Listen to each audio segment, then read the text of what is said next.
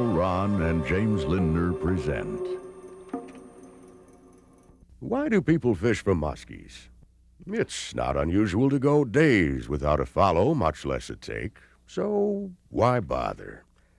Well, the first sight of a 20-plus pound fish coming up at the side of the boat with an evil look in its eye and your lure in mind has turned more than a few novices into lifelong musky hunters. And the hunt has its rewards. There she is. There, I got her. Though the musky faithful may stray from their sport once in a while, the sight of a rocky reef or a prime weed bed is all that it takes to draw them irresistibly back into the pursuit of, well, words don't really describe the motivation percolating in these folks. And the reality is that once an angler is committed to old Esox masquinongi, that angler is going to learn to fish smarter and more efficiently. A greater reward for the dues to be paid. Details of location and presentation become important. The depth the bait runs, the speed of the retrieve, the few degrees difference in water temperature from one bait to the next become major considerations in the overall mechanics of musky fishing. Speaking of mechanics, that's what this program is all about. We're going on location with some of the master mechanics of the sport, the In-Fisherman staff, as they take apart and reassemble the nuts and bolts of musky location and presentation. The end result of their labors? To fine-tune your musky hunting skills, of course. So, grab the wrenches, ratchets, rods, and reels, folks, 'cause here we go. Hey, when it comes to muskies, there's really two fish that you'll never forget. It's your biggest muskie and it's your first muskie. Let me tell you a little bit about my first muskie. As a kid, I would spend all my summer vacations in Hayward, Wisconsin at my grandmother's cabin on Grindstone Lake. Now, my fishing buddy, Mike Petty, who used to live at Valhalla Resort on Grindstone, and I were absolute fishing nuts. We'd be out on the water every single morning until the sun went down at night, and we chased mostly walleyes, smallmouth bass, and northerns. But we got turned on to muskies by going into the Milwaukee Inn, which was up on Highway K, and they have this big old fish cooler.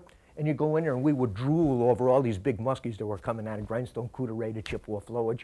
And we decided one day we're going to go muskie fishing.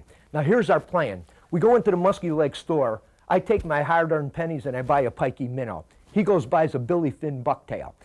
Put the boat in the water and we said we're going out and we're fishing muskies until each one of us catch a fish, and we're not going to fish anything else. We went out that first day on the L bar in front of the big island on Grindstone Lake. I get a fish about 15 pounds on a pikey minnow. He gets a fish about 12 pounds on a billy fin bucktail. You know, this has been 30-something years later, and I can still remember that fish almost like it was yesterday. Now, we're using spinning rods at the time, heavy-duty muskie equipment. And my fish hit on that pikey probably 15 feet away because I seen the fish. Grindstone's Clearwater Lake. And I seen the fish come up, open its mouth, and just gobble up on his pikey. And I can still say it looked like a 40-pounder at the time. Like I said, realistically, it was probably 15 pounds, give or take a little bit. But the rush of the fish, I set up on a hook, come back on a hook, and she come out of the water like this. You know how they shake their head like that, and almost in slow-mo? And that's what you can wake up at night and see that slow-mo. You just see that fish going, ooh. That's all it takes to get hooked on muskie fishing. A good muskie angler is also, by necessity, an efficiency expert. His motto, never give a muskie an even break. So go ahead, cheat, so to speak. Stack the deck in your favor with the best times of year, times of day, locations, lure selection, and speed of presentation. Let's join efficiency experts Al Lindner and Dave Sanda as they make the first cast of the season on one of their favorite musky lakes.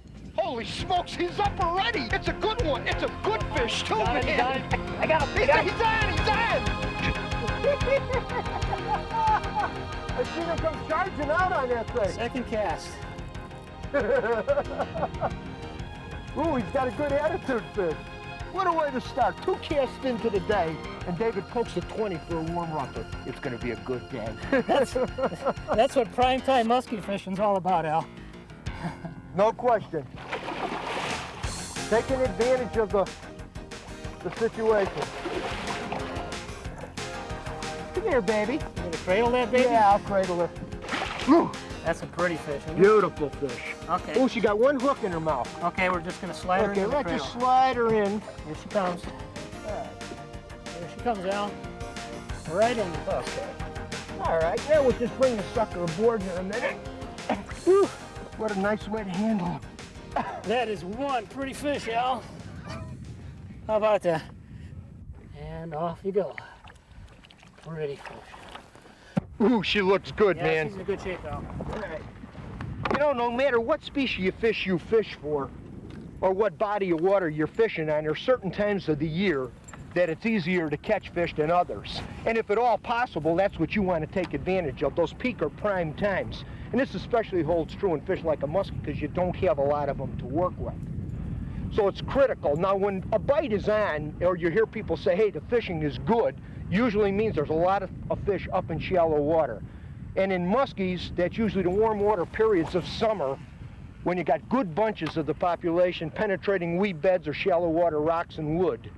And that's what we're going to be talking about today, peak fishing, and at certain times of the day, in certain situations, you can put the odds in your favor for a good bite. Here's some of the rules of thumb for the highest percentage seasonal muskie patterns on lakes and reservoirs. The summer peak period, when the weed beds first develop, is a consistent good bite year to year, especially on the weed's edges. This time period lasts a couple of weeks tops and is generally best on dark or stained water lakes. The fall is probably the hottest time of the year for muskie hunting, especially on clear water lakes. Forage tends to make movements into the shallows and a muskie follow. And with the long winter setting in, the fish have one thing in mind, eating. When you're talking rivers, the best time of the year starts in midsummer and runs through fall. The water levels tend to stabilize and the muskies set up in predictable patterns in primary pools. These are simply prime times of the year to fish for muskie. Obviously not the only time to catch a good fish, but by maximizing your percentages during these calendar periods, along with all of the other factors, you can catch a lot more fish for the amount of time you spend out on the water. You know, we've had a couple days of this real nice, cloudy, rainy weather like this. It's been stable, and it's just ideal conditions for a clear body of water like this. Those muskies are up and they're really chomping. And like Al said, that's really the key. When you find those conditions that are prime for those fish to be up and feeding aggressively, that's when you want to be out there. Boy, I'm sure glad I'm not in the office today. Got him. There he is. It ain't a big one. Pike or ski? I can't, that's a ski. Yeah, small muskie. Small one.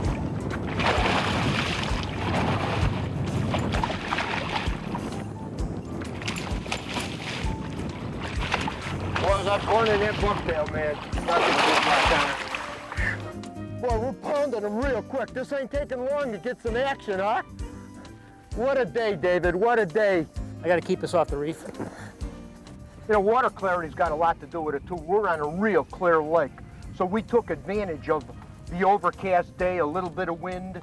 It definitely helps, and on situations like this, we'll see fish all day long. Otherwise, we concentrate strictly early and late. Now, if you're on a dark water musky lake, a little different story. Naturally, you got the early and late peaks like you always will for any species of fish.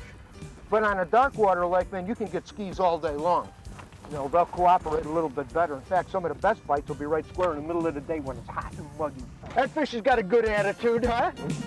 Oh, she's charging a boat here. Come on, baby. Look at that, huh? Aren't they pretty? In clear water, these fish get incredible color to them. Incredible color. And I even like the smell of a muskie. Go ahead, baby. Woo! Is that what's in that musk cologne that you wear, Al? Musky scent? Musky scent.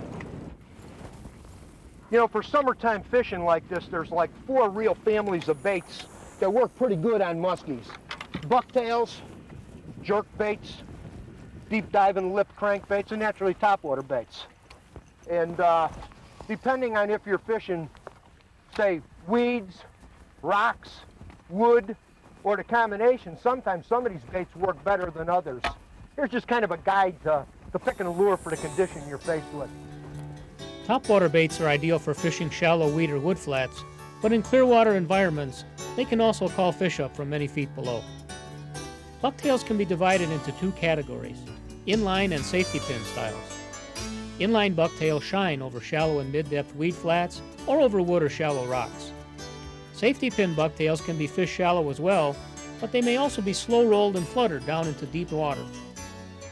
Jerkbaits are great for fishing over specific structural elements such as a weed patch or an isolated rock hump. One of the advantages of a jerkbait is that it can be worked slowly, remaining in the musky zone of awareness for a long period of time, plus the erratic nature of the bait will often trigger big fish into attacking. All crankbaits aren't created equal. Small-billed minnow baits run shallow and excel in shallow water situations. Deep-lipped crankbaits, on the other hand, can run at depths of 10 feet and more. These are ideal for casting to sunken humps and deep weed edges. Crankbaits are excellent trolling lures, but don't forget to fire them out over the open water near a break line for those suspended muskies. This small bucktail that I'm throwing may not look like a musky bait, but actually it is, because speed is also a trigger, not just size.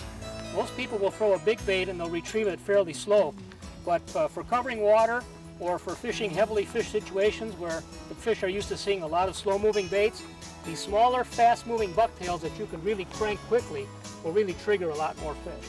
You cover water and you give them something they're not used to seeing. We're just coming into this cup area now, Dave. The next 100 yards, there's two definite fish in here, one in the low teens and that good one that we'd seen earlier. She's a big fish. But I got him, Al. I got it. I got it. She's on! Did you see it yet? Haven't seen it yet. She's big. Well, we saw one, I bet you was at least a 20 earlier. Oh, yeah. I don't know, this feels like a good fish, like a Al. much bigger fish, man. It is. You ain't even seen her yet, man. Al, don't get me scared now. Ooh, nice one. Woo. Hot to trot. Hot to trot. She didn't want to jump. Nice Oh, fish. she's nice. Nice one. Really nice one. Let me get the cradle in a position. Well, that fish, she still ain't ready. Look at her. Ooh. Whoa. She's a fat one too. That's got to be that fish we saw 25-pound earlier. fish. You think that's the one we seen earlier? I think so, Al. You've been fishing too many walleyes and not enough muskies this season, David. You needed a good change of pace Yeah, like but on a that. day like this, I'm catching up fast now. Okay. Here she Come comes. on, baby. Good job, Al. Thank you, sir. All right, baby. Oh, dang. Look at her. She's a heavy one, too. Look at this. Look at it. She's really a beautiful fish. Oh, yeah. Look That's at a that. bigger fish than our first Oh, one. man. That is one nice muskie. Look at that. Boy, I tell you, you play the odds, you put them in your favor, you watch the weather, the time of year, water temperature, and you be out there when those fish are going to be biting. And man, I'll tell you, you could put yourself a fish or two like this in the boat, no problem. That's what it's all about.